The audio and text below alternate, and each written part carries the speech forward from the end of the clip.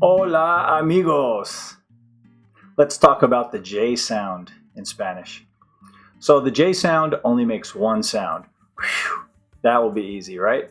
Well, the problem is that the G can also share the sound once in a while. So let's see how. Let's investigate this. All right, so the name of the letter J is Jota. So right there you hear the sound of it in the name. Jota. It's like our H in English, and you can say it like the H if you want to. Jota, Jota, Jota. It's just a little bit raspier, I would say. And then in Peru and in Spain, maybe other places, but as far as I know, in Peru and Spain, I've heard it because I lived in Peru and I lived in Spain. And I heard that there it can be much more guttural, much more raspy, and so you'll hear like jota in both countries, just with a slightly different accent. But in Colombia, I heard it very soft, just like jota, jota, just like an H in English. Let's look at some other words now. The word for eye is ojo.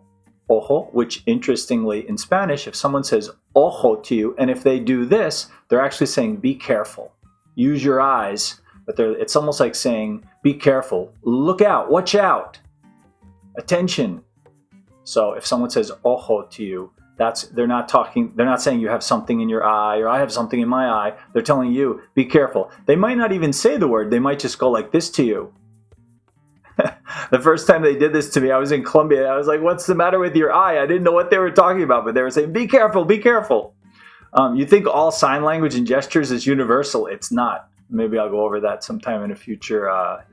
So please take a look at the links underneath the video. I have some great links for books that you can read out loud, practice reading, some basic reading in Spanish, and also some verb tenses books that I use with my own students. I think it's a fantastic book. It's really clear, really straightforward, no mystery, and it really helps you to learn your verbs in a great way.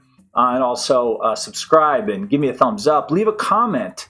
Tell me what you think about the video if you enjoy learning these sounds. Do you like my tropical flowery shirt? Tell me which one is your favorite. Let's go on to the next word. Next word is son. Hijo. Hijo. And then the hardest one maybe is the one that you've heard a lot. It's the name Jorge. Jorge. Now this one leads us right into the G sound, which I'm going to go over a little bit now, but maybe I'll go over it a little bit more. I touched on it a little bit in my G sound video, but the G-E or G-I in Spanish will make the same sound. Je and he. So an example would be the word for people, gente, gente. So you hear I do it a little bit heavier, a little bit raspier, maybe because I lived in Peru all those years. Gente, gente. And then G-I, gigante.